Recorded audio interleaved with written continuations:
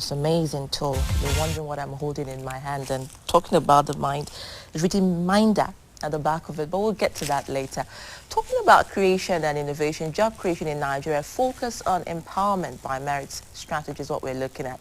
The 24th edition of the World Economic Forum on Africa, which took place for the first time in West Africa here in Abuja, Nigeria, from May 7 to 9, under the theme Forging Inclusive Growth, Creating Jobs, may have come and gone. However, organizers say it is among the most successful ever on the continent of Africa and holds so much promise. Indeed, it does. And say that again. In tangible terms, the forum attracted over $68 billion. That is about 12.9 trillion naira in investment to the African continent in the form of foreign direct investments, as well as private and public investments targeted at projects that will grow the agriculture sector, improve infrastructure such as roads, railways, hospitals, education, skill development, and ICT from African countries. Well, for Nigeria, that recently rebased her GDP, thereby becoming the largest economy in Africa, and has witnessed remarkable growth averaging 7% per year, which accordingly has enabled the creation of 1.6 million new jobs annually. The World Economic Forum Africa was a good opportunity to showcase the country's potentials. However, there is still work to be done in the area of job creation, as official statistics indicate that 1.8 million young people enter the labor market every single year, thereby worsening an already high unemployment index. All right. To address the situation, most experts say the manufacturing sector needs to be up and doing. Now, this Thursday on Kakaki, we will engage a Nigerian entrepreneur who is based in Ireland but is back home on a mission to create over 1 million jobs directly or indirectly in the next 5 years through a project he calls Empowerment by Merit. Well, it is with great pleasure, therefore, that I introduce you Innovator Extraordinary, Ademola Fasaz, Managing Director, CEO, Deal City Nigeria Limited. Ademola, you're welcome to Kakaki. It's good to have you. Ademola, it's nice to have you. Just reading about what you want to do, talking about it in our introductory remarks, just right now just excited me, really, creating over 1.5 million jobs in the next 5 years for Nigerian youths. That is amazing. But before we get to that, tell us about this project you're working on and the promise to create over 1 million jobs in 5 years. Thank you very much. Many thanks to the Ministry of Niger Delta Affairs, the former minister, Elder Oribebe, and the supervising minister at the moment, Architect Darius Ishaku. Like a year ago, they had to come to the Republic of Ireland to see the possibility of being able to make mobile phones and tablet PC in Nigeria after we proposed to them. You know, I'm consulting for a group, for a company, Swift and Just Nigeria Limited then, and we had to bring them to Ireland to demonstrate with our own children, their teenagers, that if these teenagers are from 13 years to 17 years can actually assemble mobile phones, we can actually train the non-militant Niger Delta youth in Nigeria on how to do that. And thank God that they gave us that opportunity. I haven't seen that in Ireland. They brought us to Nigeria to sign agreement with them. And we just completed a training in April, specifically 10th of April. We did the graduation for the first 100 people that were sponsored by the Ministry of Niger Delta Affairs. And this is the outcome of it. We were able to make mobile phones and tablet PC in Nigeria, assembled. Well, when I say make, that's what everybody do you know. We all assemble mobile phones and we say we make. So the mobile phone was taken to the President, His Excellency Goodluck Jonathan, by the Minister of Niger Delta Affairs, and it is a welcome idea. So it is just like one of the many things that we want to do under the Empowerment by Merit strategy. Because Nigerians are already being afraid of approaching vacancies. They are with the belief that when you're looking for a job, even if you see an advertisement on a TV or on a newspaper, by the time you get there, what you hear is that the job is gone. And they keep wondering, who took the job that I just heard about a few minutes ago? So it has now become a fashion of you must know somebody wherever a job vacancy comes up before you can be employed. So Empowerment by Merit is going to take care of that, because everyone that would ever be employed into any kind of employment in Nigeria would soon have to pass through the Empowerment by Merit platform, because there will be a valid, sincere pre-qualification system at the Empowerment by Merit. So you're not just looking to employ, you're looking at becoming a hub for employment. Yeah. For employment, Yeah. helping others to employ by merit. Exactly. And the reason why I've actually come up with this, because this is my intellectual property. This is my own concept of assembling this mobile phone and tablet PC in Nigeria. And if I can start with what I have, then I can easily and conveniently invite others to come and do what they have as well. We've started discussion with so many organizations outside the country. Like, imagine, you see people wearing suits up and down in the country, bankers and lawyers. Until you pull their suit and see the label, you don't even know who did the suit.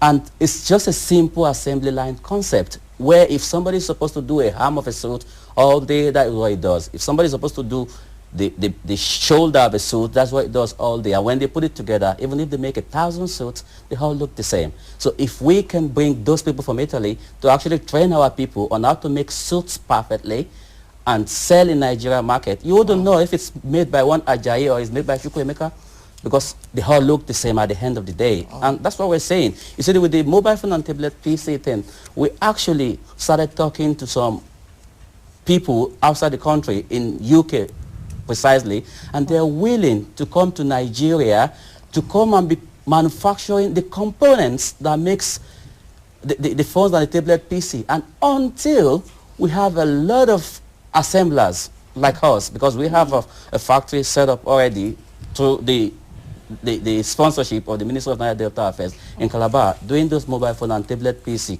you know, thanks to Mr. Victor Oniwona that made that possible as well.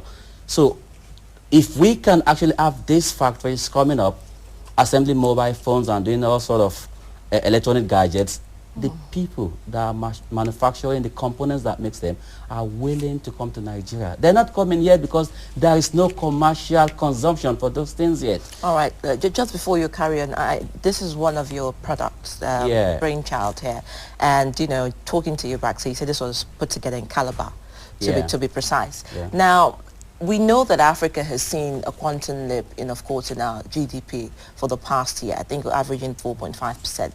You've spoken quite well about the enabling factors outside the shores of Nigeria and the sincerity in trying to develop this idea with people who are willing to support you, you know, outside Nigeria. Now, coming back home, it seems there's little faith, you know, on the Nigerian soil, because we are still battling with infrastructural development. So how do you begin to see this standing the test of time? Because we've seen a lot of entrepreneurs come from across the world, promise jobs to teeming jobless youths, and yet at the end of the day, little or nothing is done about it. So how are you going to defeat all the odds here? Yeah, that's the reason why we actually came up with the concept of the Empowerment by Merit. There will be a pre-qualification fee of 1,000 naira for everyone that wants to actually do our online interview. We don't want everyone to just come to our door to avoid stampede. So if they take the online on the internet and the online interview on the internet, say 1,000 persons attempts the online interview, and we need just 50 people from that, we will select the 50 people by merit. They will see their position themselves, and they will know if they are qualified for that or not. So when they come, when they are invited and they come, they will be given the opportunity to do a physical appearance interview, and they will be given the opportunity to start what we have promised them. So funds, you know, raised from such pre-qualification series that we have, you know, is just like a service charge for putting that portal together. So we're definitely going to make funds from, get funds from that. We intend to use that to run whatever we are creating, to sustain it until it becomes profitable on its own, and it can take care of itself. Just like the factory in Calabar that is actually founded by, well, paid for by the Swift and Just Nigeria Limited, wouldn't have been possible if the Ministry of Nigeria Affairs have not paid up to 350,000 naira per person to train 100 people. Well, we're supposed to train 500. We were able to train the first 100, and the rest of the 400 will be trained in a couple of weeks. You know, if they hadn't sponsored those people, there wouldn't have been the fund to actually get the factory where Right. we're doing this at the moment. So there'll be funds from training, there'll be funds from pre-qualification, and such fund All right. is aimed at creating and sponsoring and sustaining, you know, these employment opportunities we're talking All about. right, talking about sustenance and ideas, I'm quite curious, like Sana would say. If you think about the idea, you call this your brainchild, don't you? How did the idea come up? Was it because you needed a job, or you sat down and you realized Nigeria needed some sort of hero to actually rescue the teamless, jobless youth? How did you develop this idea? How did it come to you? Well, I've grown up to be a man that would always look for improvise in the absence of the reality. I've grown up to use my hands to do so many things. When I was in secondary school, I was the one that did the first dark room in our school for a biology laboratory test, you know, test of sunlight on plants. And I've done desk bags and microphones, heaters, and so many things myself, even when I was still a child. So I've known from when I was growing up that I would actually grow up to be somebody that would actually have something to contribute to the development of Nigerian economy. So it has been my dream all through. I've started traveling out of Nigeria since 1993. I stayed like 3 years in Saudi Arabia. I've seen the way things are supposed to be done differently from how we do them in Nigeria. I can tell you, if anyone travels out of Nigeria, they've actually gone to learn. It's a school. So I've gone up to learn so many things from Ireland, from London, from Saudi Arabia, and I have known that this is what I am called to do. It gives me pain when I see youths on the street not being able to do anything. For all these countries that I said that I've been to, I did not look for a job. I created my own job. When I was in Saudi Arabia, my friend had to leave the building for me because I put a table tennis board in front of the house. They didn't have the residential permit. They had to leave the house before the police come and start asking for their residential permit. So wherever I've been to, I have always created my own job.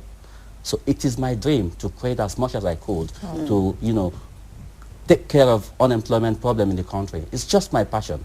You know, you just reminded me of growing up as well when, you know, a lot of people around us at the time will say that if a person doesn't have any kind of skill, let me put it the way they usually say it, if you can't do anything with your hands, then you are less of the person that you are actually created to be. And that brings me back to what you said earlier, the target of training people to assemble Adara lifted up a tablet earlier, and there's also a phone as well, also Minder, and you said very young kids in Ireland, you know, displayed the possibility of assembling phones, and that is exactly what you've come back home to do. And you're interested in passing this ability, this capacity on to other people.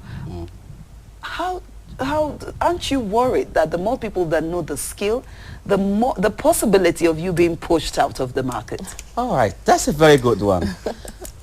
If we, for instance, I know that 30 million people buy smartphones in Nigeria, making Nigeria the #1 consumer of smartphone in Africa as a continent.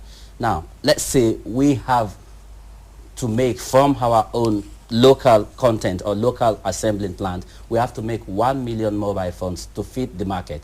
We need 80 months to be able to do that. If somebody in government wants that order, it would have to wait the second tenor to be able to get the order get into his door.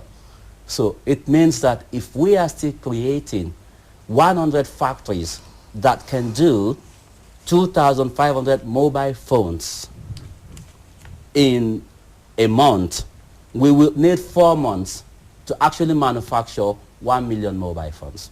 And the factory can actually take up to 100